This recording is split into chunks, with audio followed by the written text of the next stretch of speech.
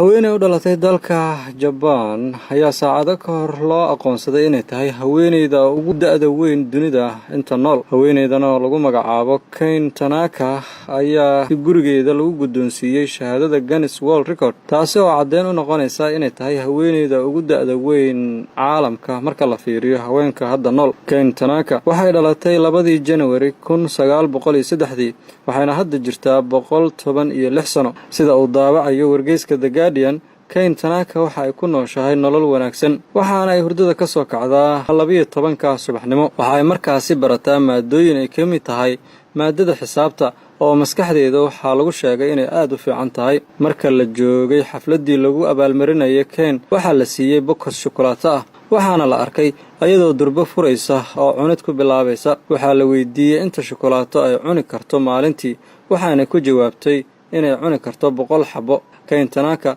oo hadda ah mid aan dhaqaaqi karin ayaa saacado ka hor loo aqoonsaday inay tahay haweeneyda ugu da'da weyn dunida inta nool.